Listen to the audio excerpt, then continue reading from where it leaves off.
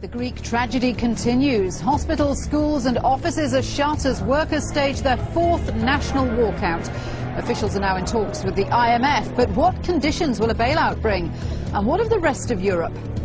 Well, joining me today to talk about these issues from Athens, we have Vangelis Agapitos, an independent economist in Greece. In London, we have Martina Stevis, the London correspondent for the Greek newspaper Eleftherotypia. And economic analyst Max Keiser is with us from Paris. So a warm welcome to all my guests.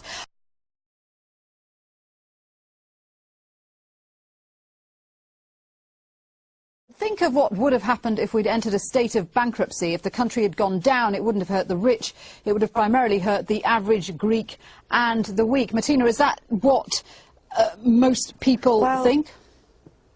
To be honest, I think the current measures that are being proposed and are being implemented are hurting the average Greek and the working classes. So I'm not quite sure if that stands. The vast majority of the population that is middle class and working class, people who have to put food on the table every evening and have to pay the bills, are the people who are seeing tax hikes. They're going to see the quality of their lives decline over the next few months, and they are in deep insecurity about their future. Again, unfortunately, we are yet to see strong measures that will target the mega haves who have been tax evading for years. Max, we have a situation here which seems to be going from bad to worse. I mean, stocks are down, the economy is predicted to contract, bond yields are up. Greece just seems to be getting deeper and deeper into trouble.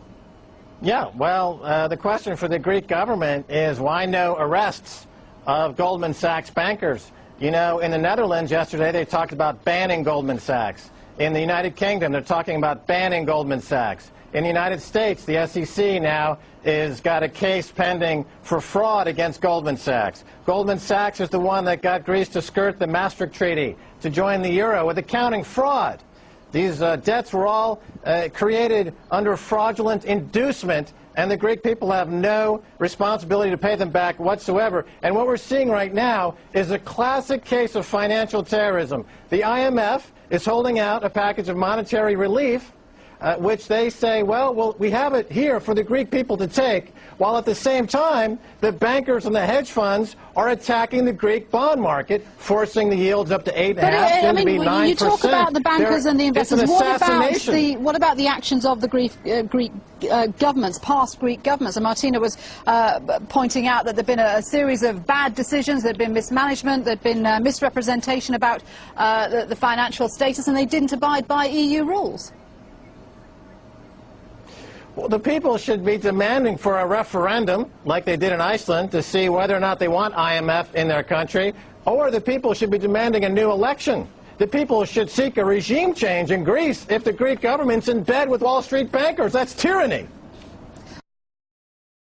What about... If I may interrupt. Yes, come on in, Martina. What do you say? I think it's fair to mention, I would be the last person to disagree with you about the detrimental role that Goldman Sachs and other banks have played, both in the Greek case and I'm sure in other cases across the EU and the rest of the world that are yet to be disclosed. However, let's remember that the deal negotiated by Goldman Sachs that you're referring to was 2.1 billion, and that's a very small part of the debt that's now amounting on Greeks' shoulders. So, it's not just Goldman Sachs that should be brought to justice. It's also officials, politicians, and business people, and all those who have contributed to this situation that's brought us in this terrible condition to date. And Vangelis, do you agree that no one has been held to account for the situation that the ordinary Greek people now find themselves in? That's very true, and there's a lot of frustration among the average Greek who says, look, it's not my fault that we ended up doing this. The truth is we are paying years of mismanagement by many different governments, politicians, public sector employees, you name it.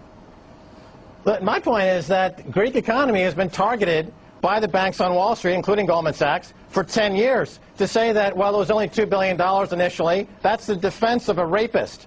And to say that it was only $2 billion is saying, well, they were just a little bit pregnant with massive fraud. That has just escalated over the past 10 years. Goldman Sachs and the Wall Street banks already own now, I believe, the lottery system and the airport fees. They're going to go after other income-producing aspects of the Greek economy. They're going to bust it out. It's arson. They want to burn that Greek economy down. They want to control the income-producing properties, and they're going to move on to the next weakest link in the Eurozone, probably Portugal. The Greek people need to stand up to financial terrorism or lose their freedom and sovereignty. Max, it's as simple as that. Greece is now in a position where it looks likely that it's going to have to activate this loan, this emergency rescue package mechanism.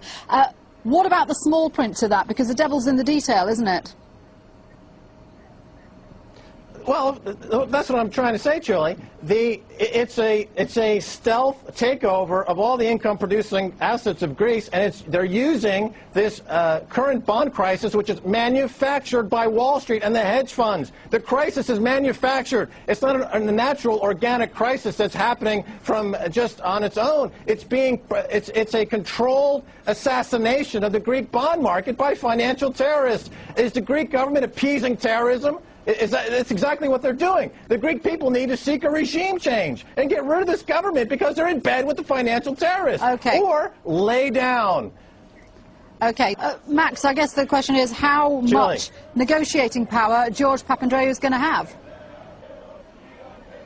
Julie, let me explain something to you. 6 months ago, John Paulson sat down with Goldman Sachs bankers in Greece, took a picture of the situation, and started to short Greek bonds. This is the same John Paulson who's now named in the lawsuit, the SEC, against Goldman Sachs for massive market abuse, market manipulation. Don't you get it? They picked Greece as a hit, and they're destroying it because they want to take it down.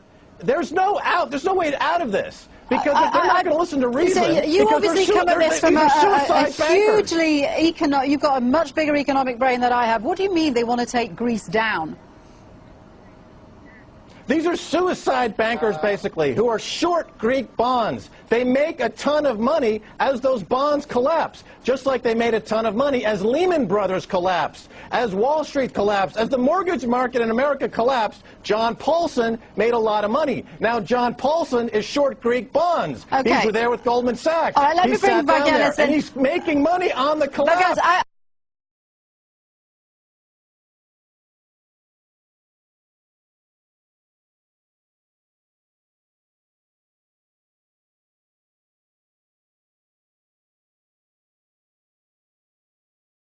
Hi, this is the translator speaking. I'd like to express some apologies to Ms. Martinez Teves as well as Mr. Vangelis Agapitos because I did not include in this video everything they said as they said it in the original interview. However, this video's main topic was Max Keiser's views, and its goal was to be as short as possible in this day and age of information overload.